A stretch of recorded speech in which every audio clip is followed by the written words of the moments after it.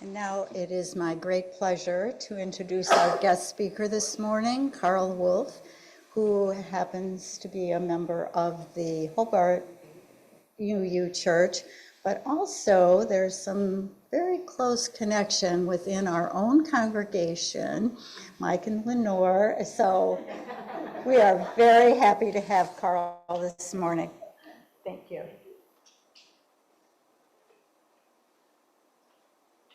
Thank you. It's nice to be back here. I didn't want to. I originally said no, but my dad, you have to do what my dad said. You have to. And I still listen to my father. I was telling my friends, my dad's making me do it. And they're like, "What are you, 8? Aren't you old enough to?" Anyway, I'm here, and thank you. By Langston Hughes. Wandering in the dusk, sometimes you get lost in the dusk, and sometimes not.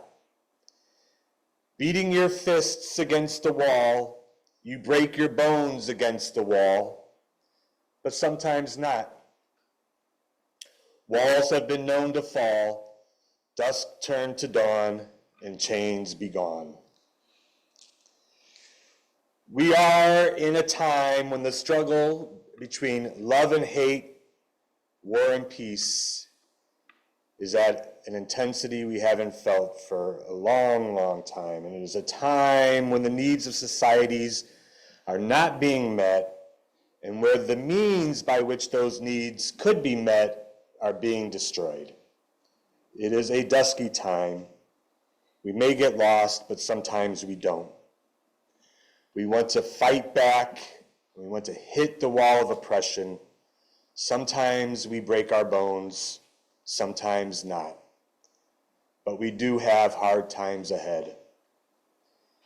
And the circumstances in which we find the world is not a manifestation of just the last 8+ years, but is an outcome of decades of rising inequality and policies of oppression that have been championed by both sides of the aisles, presidents, prime ministers, and dictators. This is what our world has been building towards. This is what decades of greed and war have created. Our current circumstance is the gasping, wheezy, fascist breaths of a dying system. From a recent column in Al Jazeera, by the time of President Ronald Reagan's conservative revolution in the 1980s, both the remnants of the Great Society and war on poverty programs, and even the social welfare system FDR built through the New Deal in the 1930s, faced attack and austerity. Particularly from 1981 on, through the merging of various ideological perspectives from both the Republicans and Democratic parties, the new lower tax system for the wealthy and for corporations took shape. It's estimated that between 1975 and 2018, tax cuts and austerity led to $50 trillion of wealth being transferred from the bottom 90% to the top 10%. Worse still, since 2010, it's been an average of $2.5 trillion annually, and this is all before the COVID-19 pandemic. So you cannot have consumer capitalism if most consumers cannot buy a house, afford the rent, take a vacation, pay for food, or even get basic health care, as we heard during the joys and sorrows today. Any remaining American dream is but a mere fantasy, all because the on-ramps to general middle-class prosperity have been carpet-bombed.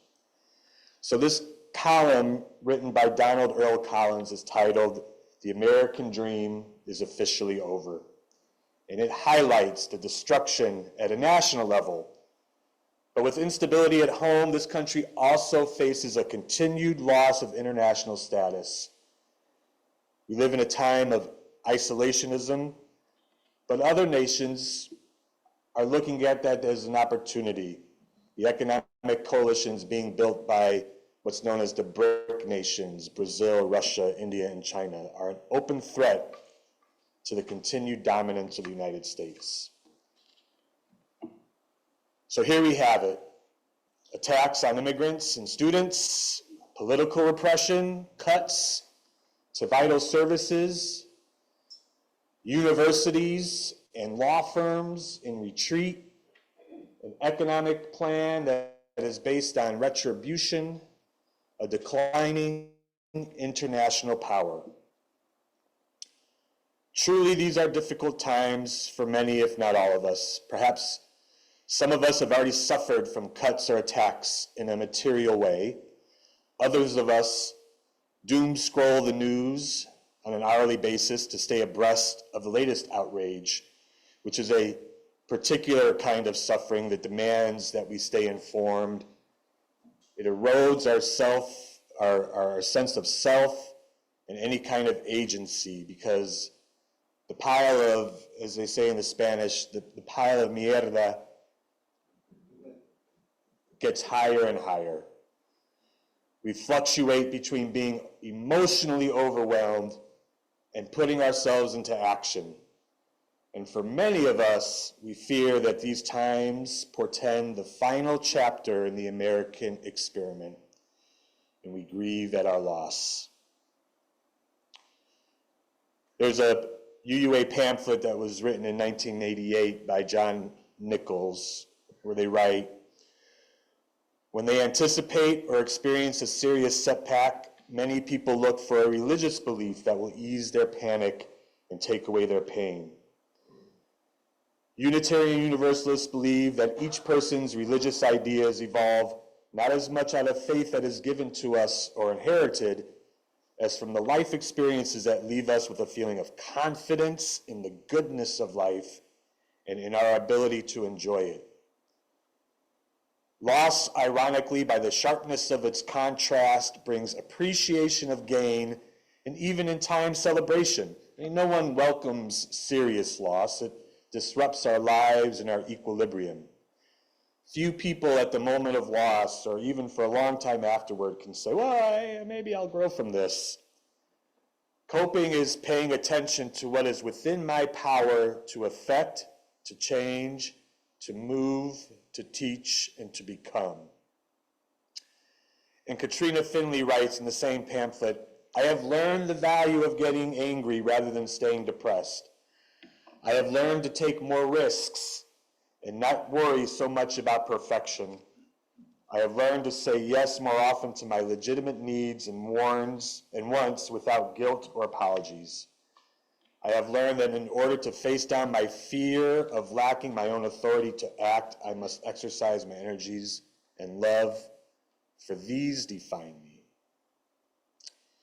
And so we acknowledge the loss, but must also keep perspective that, as noted previously, this moment is decades in the making. This isn't the doing of one moment of time, but a slow, sometimes fast, always present erosion. The drips of water over decades, nay, onwards of 200 plus years, have eaten away at that which was always filled with hypocrisy, the American dream. And herein lies the cold-hearted understanding that this moment, it's no surprise. We must understand why these things have come to pass at this exact moment. What confluence of events have come together to create the current conditions that we live in? I mean, change is imminent, change is constant. But why wasn't there a more egalitarian version of change available to the masses? Where was the leadership that we needed? And so in turn, we must combine our sense of emotion and loss with a cold-hearted outlook regarding what's next. To paraphrase Mao, this moment, change, revolution, is not a dinner party, nor an essay, nor a painting, nor a piece of embroidery. It cannot be so refined, so leisurely and gentle, so temperate, kind, courteous, restrained, and magnanimous. This is a time when precision in our work is absolutely necessary. And let's be blunt, the attacks are real. This is no time for the wringing of hands or despair, but a time for precision in our organizing and a willingness to take calculated risks.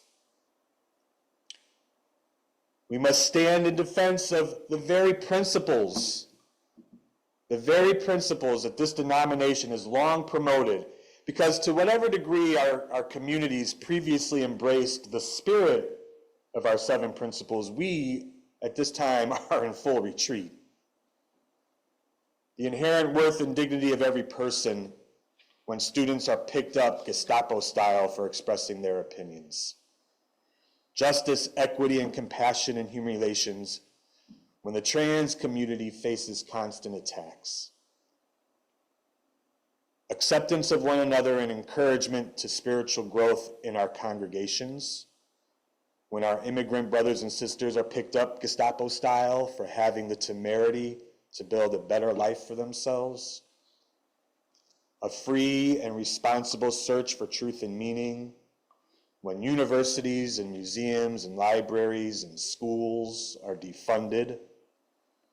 The right of conscience and the use of the democratic process within our congregations and in society at large when the systems of checks and balances is flaunted. The goal of world community with peace, liberty, and justice for all when there is genocide in Palestine, and respect for the interdependent web of all existence of which we are part when hothouse earth, to borrow a phrase from a book I'm reading, The Immortal King Rao, when hothouse earth is soon to be here. There's a scene in the movie Do the Right Thing, which is one of my top 6 movies. I have a top 6, that's it. Where Mookie, the character played by Spike Lee, is walking down the street to deliver pizza, and he runs into his friend, Radio Raheem. Radio Raheem is a big man, the big boombox that's blaring Fight the Power by Public Enemy. It blares that song throughout the movie. And Mookie notices that Radio Raheem has 2 ring grills, right? One on his left hand says hate, and the one on his right hand says love. And the camera turns to face Radio Raheem full on, so we're looking right at Radio Raheem. And Radio Raheem says, "Let me tell you the story of the right hand and the left hand. It's a tale of good and evil. Hate. It is with this hand that Cain iced his brother. Love, these 5 fingers, they go straight to the soul of man. The right hand, the hand of love. The story of life is this, static. One hand is always fighting the other hand, and the left hand is kicking much ass. I mean, it looks like the right hand love is finished. But hold on, stop the presses, the right hand is coming back. Yeah, he got the left hand on the ropes now, that's right. Yeah, oh, it's a devastating right. And hate is hurt. He's down. Left hand, hate KO'd by love. If I love you, I love you. But if I hate you," and as the columnist Ali Gemmel writes on the Collider website, what Radio Raheem has to tell us about these 2 supreme forces forms the foundation of the movie's moral struggle to decide whether it is right, whether it is correct to embrace love or hate as a form of fighting back. Do we smother our enemy with understanding and empathy so that it overwhelms them at a core level and they are compelled to love us back because that is the only thing left? Or do we break our enemy down with the ferocity of hate, which drowns out anything lesser and frightens our enemy into meeting our demands? We are in a period of retreat, but I have full confidence in the 2 steps forward, 1 step back. I have full confidence in the arc of history bending towards justice. I believe that we will find rebirth. For in all things there is a season and a time to every purpose under heaven. A time to be born and a time to die. A time to break down and a time to build up. A time to keep silence and a time to speak. A time to love and a time to hate. A time of war and a time of peace. And as Langston Hughes wrote, a time when the walls will fall, dusk will turn to dawn, and the chains will be gone. But we must make it so.